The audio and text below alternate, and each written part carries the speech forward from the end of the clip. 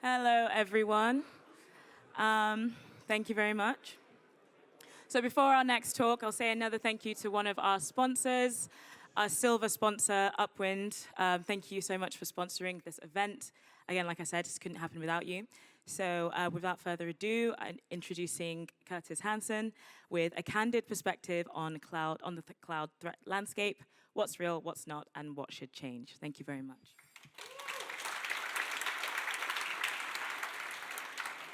So, thank you for that introduction. My name is Curtis Hanson. I work for a company called Invictus Incident Response. Maybe you've heard of us. Maybe you've done some Cloud IR trainings. I've been doing mostly threat intel for a good 10 years now, but I enjoy being embedded with incident responders and being their eyes and ears. To be completely honest with you, I'm relatively new to cloud. I was at Forward CloudSec in North America earlier this year. Very rewarding, very humbling experience. But hopefully today I can sort of impose some CTI knowledge, best practices that I'm familiar with and maybe some of you guys might not be. So just so we're all on the same page, what is a threat landscape?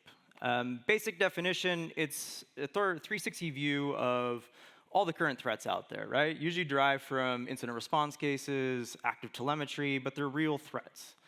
There's real techniques, and we can extract some trends from those. And the idea here is to enable us as defenders to prioritize efforts, right? Dedicate resources to where it matters most. And something I've identified, coming in, say, from the cold, is these yearly sort of trend reports. Well, the cloud part gets lost in the noise. There's no signpost saying these are cloud-native fluent threat actors, these are cloud-specific techniques. We just get, kind of like in the first talk today, a bunch of metrics of these things have increased 16x. Cool, that doesn't help us. So the net effect there is we're kind of left blind, really. And that was really the inspiration for what we're going to discuss today, which is providing a cloud-specific threat landscape for us. Originally, I was going to do the first half of this year. I got maybe overzealous and included up until like last week. So this is very much a living, sort of breathing document I'm going to keep updating. But before we get into it, let's talk sources and methods, right? I'm an Intel guy. I think it's very important to be transparent here. I stuck with all open source reporting. This, I felt, was very important. We're not including TLP Red, Amber Strict type stuff, because I want this to be repeatable by all of us, but also auditable, like call out, hey, there's a mistake here, or we can add more. And in the end, I got about 20 plus sources, all sources from large enterprise type organization within industry to some independent researchers. But I think everything that they produce, I would consider is a high quality source. How did I collect this? It's not a perfect system. Nothing in the world is perfect, but it's an attempt. RSS feeds was heavily leaned on. Also doom scrolling at night on social media, finding interesting things and putting it in there. But what I really wanted to draw out is cloud native attacks, kind of sticking to that sort of true cloud sort of console plane. That was my primary focus. I didn't want to include kind of like cloud adjacent stuff that tends to get lumped in there, which transitions into what didn't make the cut. I didn't include OS heavy malware reports in there. So you'll notice there's a lot of reports out there that are like, here's 10 pages on cloud malware. And I'm reading it, I'm like, these are just ELF binaries. This is stuff for Linux. It's not really cloud, right? And I think that takes away from us as defenders the uniqueness of cloud, right? From response, detection, et cetera. I also omitted a lot of the CVE reporting. Well, I do think patching and CVEs are important to acknowledge. A lot of times we get reports like Ingress Nightmare, which sounds like the whole world's going to implode. But we never got any sort of, is this being exploited in the wild? We never got a follow-on report, was it exploited in the wild? And the follow-on report from the community saying we did so well, it didn't get exploited in the wild. So again, those kind of shift away from what as defenders we need to be focusing on from actual detection response perspective. And I also omitted theoretical techniques. This is one that kind of surprised me, again, coming into cloud a bit new, is there's a lot of reports around, hey, we could do this technique, we did it in a red team, but maybe we actually haven't seen it exploited in the wild. And why I think these are awesome reports, don't get me wrong, continue to do these as a community, but they also give a false perception of what we should focus on, right? If you've ever worked with a smaller organization with a 2-3 person team, you want to focus on net effect of this is happening in real life, we can make a difference, versus nice to haves, these could be exploited, but we really haven't seen them yet. So it's just kind of balancing those priorities. In the end, you get a graph you can't read. I understand that. It's very difficult to fit all this onto a slide.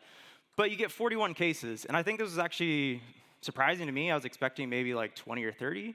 The year's not out, so this is obviously keep climbing. That QR code leads to the actual data set and the Google Sheet timeline I created this on to follow along. But let's extract some trends and things to actually see what's going on here.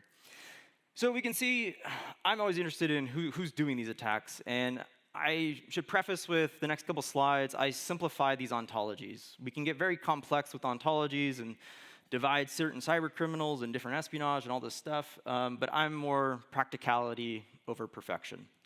But what we can see here is 50% plus are cyber criminals, and to me that already dictates, hey, we're probably going to be dealing with stuff like BEC, cryptojacking, data exfiltration or extortion. So that already gives me a prioritization of maybe what assets in my environment those could be impacted. We see espionage is about a quarter up there, a quarter almost unknown, and we'll talk a little bit about that later. But attack types, I've kind of already mentioned some of these. Not too much of a surprise if you do incident response that phishing, cryptojacking, data exfil make up the majority here. I mean, those are typically the incident response cases you're going to see. Supply chain was one that stood out. A third of those attack types are supply chain, and that is a really important aspect when I consider cloud. It's how do we actually defend outside of our perimeter if we have a bunch of third parties that we're now integrating into our tenant and have these SaaS applications, et cetera. So a topic we'll talk a little bit about in the coming slides. We're talking cloud threat landscape. What clouds are we talking about? This is probably one that interests us a lot. I'll preface, I'm not saying that these platforms were vulnerable and attacked. No, this is just when we're reading these reports, these blogs, these are what basically the threat actors are operating in. AWS, Microsoft, the majority, not too much of a surprise there, right, in the market share. But you see things like SaaS applications. That's kind of the new, say, data plane when we talk about cloud. You get some interesting things in there from, say, Oracle this year, if you know that incident I'm referring to. But we can also divvy this up in plenty of different pies. So there's some stuff in there other that we could probably extract a little bit closer. But again, we're able to understand, is our cloud one of these? Yeah, there's probably a lot of intel out there that can help us. Or maybe it's not in there, and that's also an eye-waking experience of, hey, what do we do then if we don't have much data on our cloud set? I was pretty impressed by this. 25 different threat actors I was able to extract from these cases, more than I was expecting. This is pretty cool, because again, in those yearly reports, it's never really signposted who are the cloud native fluent threat actors. Well, here's a list of 25. Java Ghost, APT41, these are kind of like bigger names, but you also have some great CTI practices of like clustering activity with jinxes and unks and mutts and stuff like that, which as a CTI guy, I'm super stoked to see that. More broadly, what are the actual key observations for the threat landscape when we talk about cloud so far in 2025? I distilled it down to 3, and of course we can probably make more observations, but I thought these were the 3 most important, and I've thrown in some case studies to sort of highlight this. But the first one is basically identity and sort of long-standing access is being exploited, basically at scale. And there was a great blog this year from Datadog around persistence as a service using AWS keys. Please go read it. It's a phenomenal write-up. What I like about it is it's bringing kind of one of those theoretical techniques from years ago into the spotlight that this is being exploited in the wild. We now should care about this and have some detection and response around it. It also highlighted that Java Ghost, this threat actor of 2 years ago we might have considered a script kiddie, is actually innovating. They're actually becoming a bit more sophisticated, and we should actually pay attention to this and also realize that these threats in cloud of yesterday aren't the same ones as today. A case that I had the privilege of working on was a case about business email compromise and, well, Dropbox. Classic BEC case, persistent mechanisms like forwarding rules, EM client, all those things we identified and we wiped. At the end of the day, though, the threat actor was still sending phishing emails with a Dropbox link linked to the victim email address. And this highlighted a persistent mechanism that we as defenders had to go to an outside party and say, can you please revoke this? Like, we couldn't do it within our own tenant because it was a Dropbox account owned by the threat actor in a different sort of SaaS app, right? So again, threat actors, the BEC guys, they're innovating. They're doing something a bit more interesting, and they're circumventing sort of those classic identity controls we have in our own tenant environment to now going into sort of third parties. Device code authentication abuse was also a very interesting identity exploitation, some techniques this year. Velexity had an amazing blog on this from some Russia-based threat actors. I thought this was very novel, and then I started to think, actually, when I'm at a hotel and I log in Netflix, I'm using device code authentication, right? It's not that actual novel, but in the sense that this is pretty clever. And I would expect and probably assess that you'll see more and more of this in the future from a variety of threat actors. The second sort of key observation I would say, and I think I mentioned it already, or at least hinted at it explicitly, is SaaS is the new data plane. When we talk cloud, it's moving away from actually what's in our tenant to what SaaS applications are basically reading or writing into it. And I think the SalesLoft Salesforce breach we've all been reading about is a great example of this. This is kind of the new normal and something as defenders we're going to have to sort of figure out. I don't have the answer, unfortunately, but it's one of those canary in the coal mine moments of we're going to need to figure it out. Last but not least, pipeline platform, supply chain integrity. The beginning of the year, we saw a lot of stuff with GitHub Actions, something that we all sort of rely on in some way, shape, or form, most likely. We just saw this last week, sort of NPM attacks, hijacking those packages, 6 hours of exposure, billions of downloads to steal cryptocurrency wallets. Luckily, it was just that. Imagine if it was some scary backdoor that had been there for months or years. Could have been a lot worse, right? But this is the reality that we're facing when looking at the cloud threat landscape. So whether we know it or not, we all were kind of indirectly contributing to this cloud threat landscape. A lot of us work for these organizations that I source from. And I think we're doing a lot of good things, and we're doing some things that aren't so great that we could maybe address. And so what I'm talking about here is, again, from a threat intel perspective, I'm usually interested in these 4 characteristics when I read a report that anyone puts out. Do we have attribution? And that can be a threat actor, but it can also be victimology too. Are we mapping stuff to MITRE ATT&CK? Do we provide security considerations or detection logic? And last but not least, do we have IOCs? So as I was collecting all these 41 cases, I was also checking these boxes of, are we doing these? Are these included in there? And the good news, almost 3/4 all of them have either security considerations or detection logic plus IOCs. To me, that's phenomenal. I think for cloud, like coming in, I was like, this is actually better than what I was used to in the other world. Like usually you have IOCs, but no detection logic. And it makes sense to me when you start to think about it, because in cloud, you're kind of shifting away from atomic IOCs that are very ephemeral, and an IP address doesn't really have much intel value, to actually detection logic itself, right? You're moving to those behavioral TTPs that allow for good coverage. So that was awesome to see.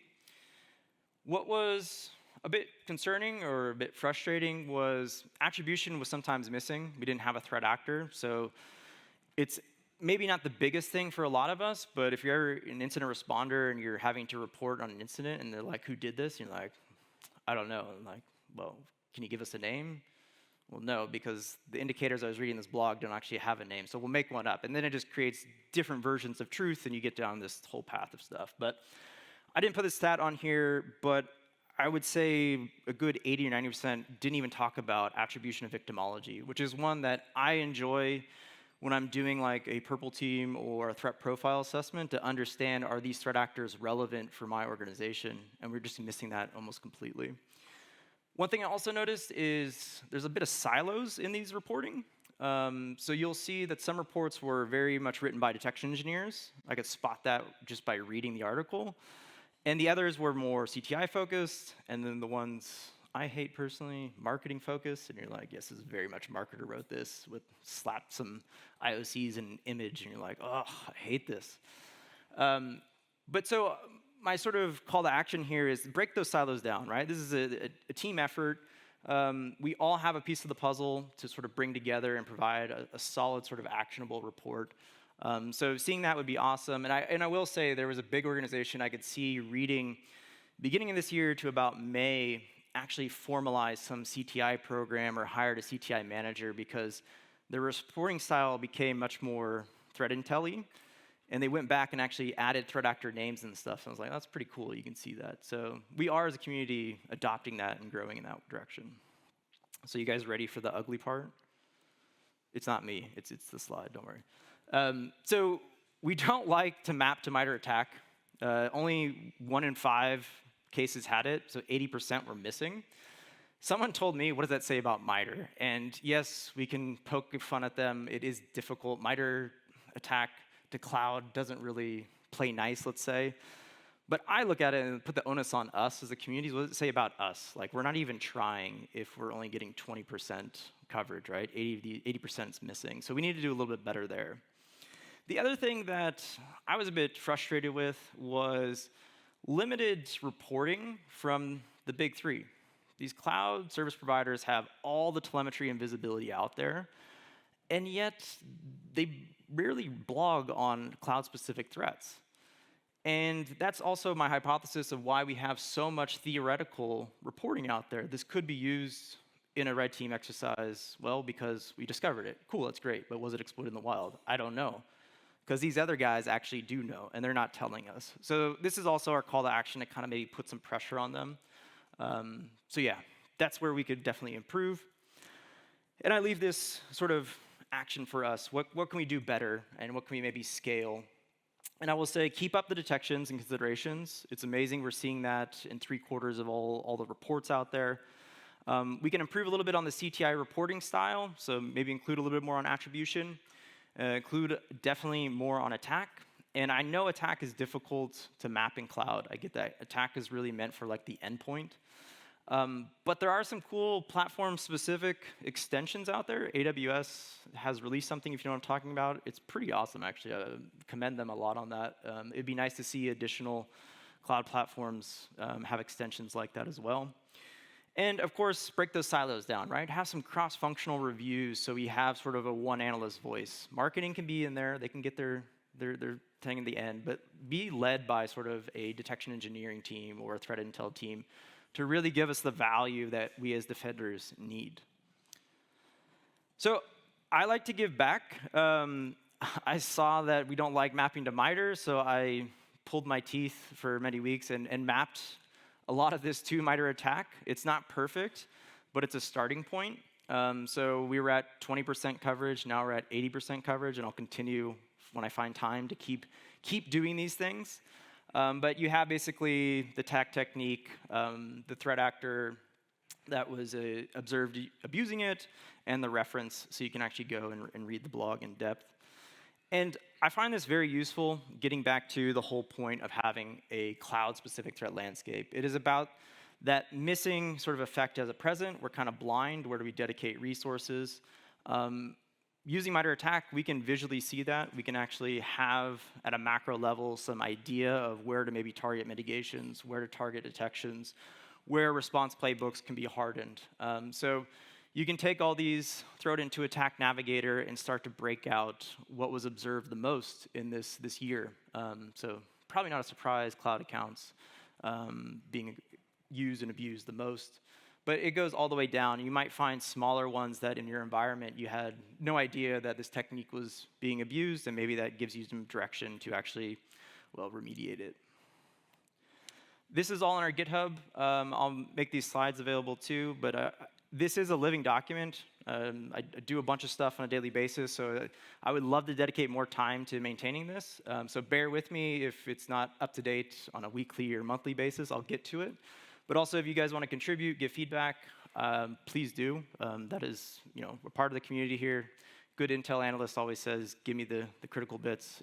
So any room for improvement, please give a shout, and thank you.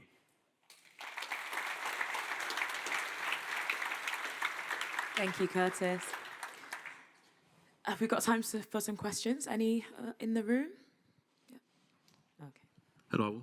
Thanks for your presentation. I wonder if in the section "The Good" you mentioned IOC, and sometimes ago Amitai Cohen from Viz mentioned more IOC, cloud-related IOC. How often you see this kind of stuff, or that it's more traditional IOC like IP addresses or something like that? Yeah, it's a great question. I would say it's definitely more the traditional sense. It's more the IP addresses, some domains maybe in there for like C2 stuff. But yeah, seeing like identity indicators or things like that would be amazing. Again, it's this mentality of it's new, right? Like, especially even from CTI, like threat intel really hasn't been built around some of those indicators. Things like OpenCTI maybe don't ingest those nicely. So there's a lot of problems, but to answer your question, I would like to see more of that. But at present, yeah, it's more the classic atomic IOCs. You would look at like the pyramid of pain of hashes down to IPs. Thanks. Very nice talk, first of all. At the beginning, you talked about only using open source threat intel reports. So I was kind of wondering if you had an insight into the amount of cloud-specific activity you're seeing in open source reports versus closed source reports, and if you have seen any in the closed source reports, if there are different trends that are emerging, so technologies that you didn't get a chance to talk about there, or different kind of profiles of cloud providers being targeted. Yeah. No. Well, thank you for that. To be honest, I don't know how to answer the question because a lot of the closed stuff. There's some close stuff I've seen, and there's other close stuff I just don't know. And that's ultimately why I decided on sticking with open source. I've also, I've been a consultant for many years and working with organizations that don't have a big budget to buy the cool Mandiant feed or the cool CrowdStrike feed. There's nothing more frustrating than being like, yeah, that happened, but we can't tell you why or how. So that's why I really stuck with something that is neutral for everyone. But I just can't answer the question because I don't have, if I had all the intel there from closed source, TLP, Red, Amber, Strict, whatever, then I can maybe compare and contrast, but I don't think I'll ever be able to even afford all the big intel feeds, at least today, right? But if you have them, let me know, and we can compare and contrast. There we go. We're crowdsource and go fund us. Hey, here in the back, sorry. Thanks for the talk. I have a few pieces of feedback. Great talk, by the way. One thing that I am worrying about a lot that keeps me awake at night are these new lateral movement from on-prem to cloud threats. You had it on there, Storm 501 or 0501, if you will, from just a few weeks ago. Some of the lessons learned from Microsoft there were fantastic. Some of the stuff that we now need to be aware of when it comes to Intune, Arc, and Active Directory is going to change the game, especially when it comes to the Microsoft Cloud. In that context, you said pushing out detections is great. I'd like to see also someone say, and this is how you test your detections. So this is how you build it, this is how you test it. A call out for the Azure Threat Research Matrix, which I believe is very valuable when it comes to Azure. Of course, needs to be maintained. I haven't seen some changes to that for a while. Maybe it's being done, I don't know. And finally, when it comes to mapping to MITRE ATT&CK, we need to realize that MITRE is not meant to be more than an index. It's not meant to have the granularity you would like to see for the mappings of the threats you went through in your presentation. For that purpose, we actually pushed out a tool more than a year ago called OpenTide, which is an open source tooling that allows you to granularly map per platform not only the detections that you end up building, but also documenting and sharing with the community the ones you consider and reject. Nice. Thank you for that. Yeah, I think MITRE too, along that notion, is it's a catalog that's also incomplete. You can have techniques that aren't there because they don't fit in the nice bucket, and I know red teamers that we got cooler techniques that aren't even on there. But the tool you mentioned sounds amazing. I think also, just to kind of throw that out there, I eventually want to map this also to log sources. Since we do incident response and we talk about this, that's what we live, right? So actually mapping these things to those log sources per AWS, Azure, et cetera, we would find valuable, and I'm sure everyone else would. So thank you for that feedback, especially on the on-prem to cloud stuff. I think that's also super valuable, looking at that Microsoft blog you mentioned. I would also like to figure out how to maybe, we're looking at the cloud threat landscape, but there is that element that's still on-prem that's still valuable for us, but not lose or dilute the importance of cloud techniques versus on-prem. So great feedback. Thank you on that. Thank you. I think that's all that we've got. Okay. Well, Yeah, one. yeah, we probably do just one more.